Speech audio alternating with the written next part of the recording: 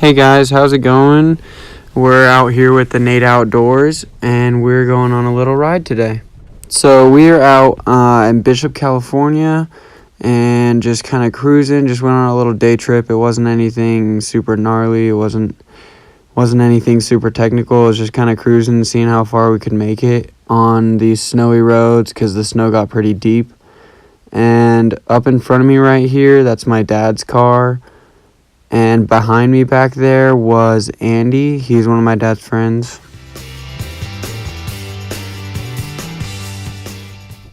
So in this section up here, it got a little rough, and the guy in front of me in the truck actually got stuck up here. We didn't let everybody go up except for my dad to help him out. And he ended up breaking something on his transmission. I think it was like the shifter cable or something, and it ended up needing to be fixed. So that's what we're doing right here.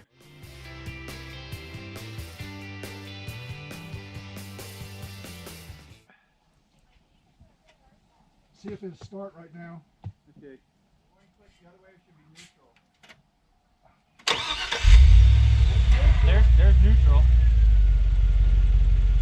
Put it in gear and gas it! So once we got the truck up and running, we had to figure out how to get it back out because it's a pretty steep exit. Dude, Davey got stuck. No, it's been an interesting day so far. Davey broke his his transmission. Yeah. How was the run, Will? It was good. It was more of just like a trek. Will got left, so we had to run. Waiting for me, Will. Alright, so after we got David's truck up and running right here, you can see that he got stuck. There's like a little bit of a lip, and my dad's car made it out okay by just plowing through, but he didn't want to do that to his truck. So we ended up putting some Max Tracks under his tires in a little bit, and then my dad tried to tow him out, but since we had the Max Tracks, he didn't really need to tow him out.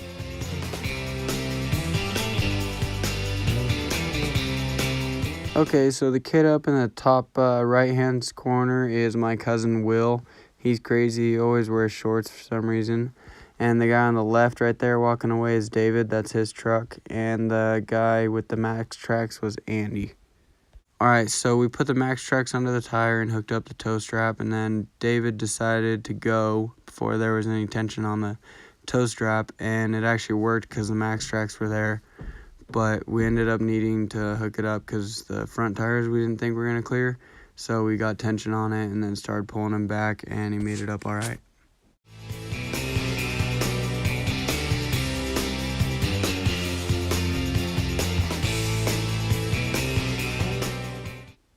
So here's the whole lineup of cars. This right here is my grandpa's Jeep Cherokee.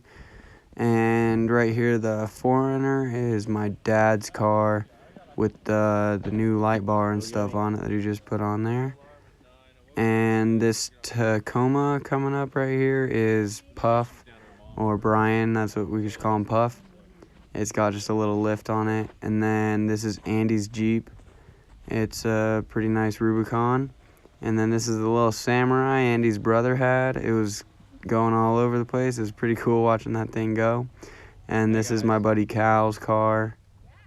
And so right here, this is David's truck. They're just making sure everything was all good on it.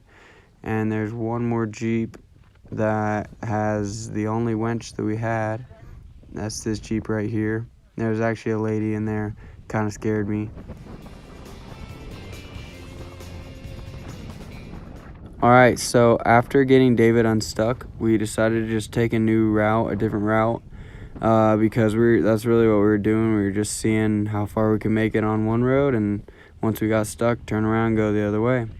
So my dad decided to break the trail because the snow was really weird. It was kind of hard packed on the top, and you could walk on it, but the cars would break through, and it was like sugary underneath. So it was really, the guy who was breaking the trail was pretty hard to get through all of it. Alright, so after plowing through some snow and breaking the trail for a while, my dad came up to a little bit of an uphill. It wasn't even very steep, just a little incline, but with that snow the way it was, no matter how deep the snow was or how steep the hill was, the just breaking through it. You could only go 5-10 feet at a time. As you can see right here, he just kept getting stuck and plowing through. So he only attempted it 3 times, but we figured that was probably enough because it was real deep and it was just getting nasty.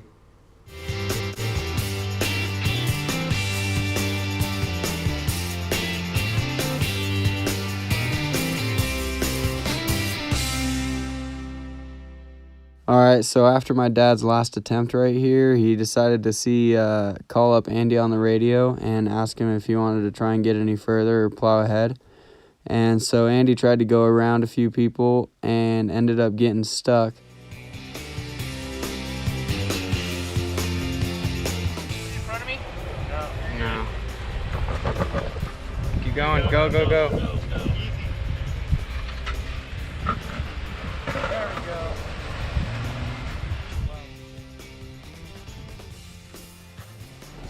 Clear.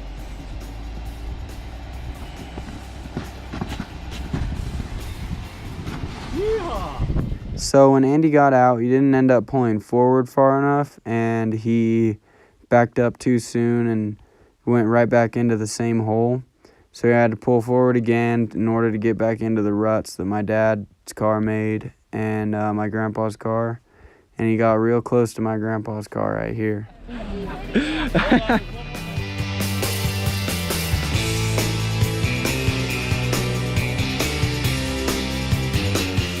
So once Andy was unstuck, he decided to take the lead, and we all ended up turning around from this hill because we didn't think everyone was going to make it. We were only going to go 5 feet at a time, and then we didn't know if we were going to make it back up the hill on the other side.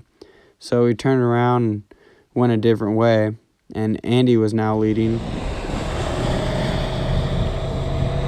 Wow, dude. Howdy!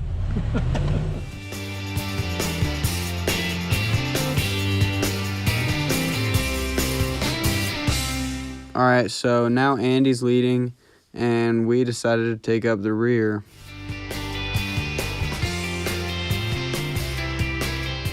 After my dad's experience with the hill, we kind of realized once there was a little hill, none of us were going to be able to make it all the way up. But Andy ended up getting stuck, and we were all hungry and stopped on a hill, so we just said we're going to have some lunch.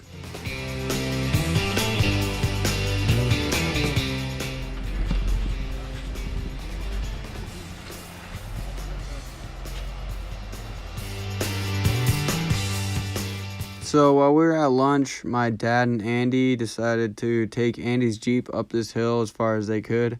And they actually ended up going off on the other side down the hill and got stuck.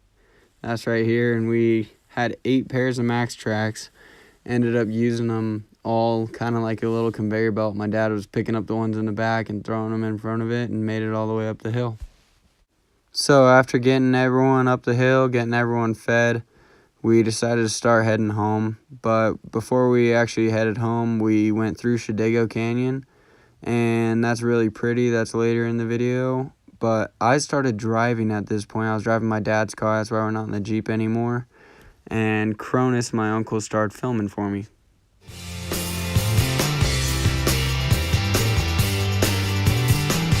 So going to Shadego Canyon, we decided to try and take a little back road, and then we ended up not being able to make it through. So we stopped here for a second and got some more drinks, and then we ended up just going back on the main road.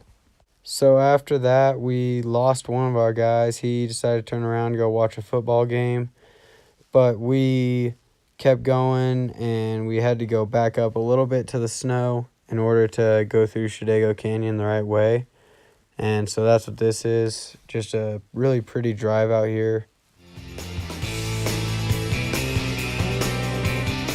I just think this is a really cool shot because you can just like see the 3 Jeeps down there and all the sunlight and all the snow. I just think it's really pretty.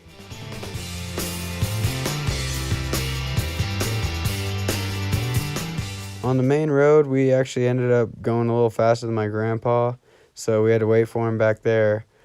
This is Shadego Canyon. It was super pretty. It was actually the first time I've ever been there that I can remember. My dad told me I went through there on my dirt bike when I was really young. But that was the first time I ever went through there, and I was driving through there. It was just a really pretty and cool experience.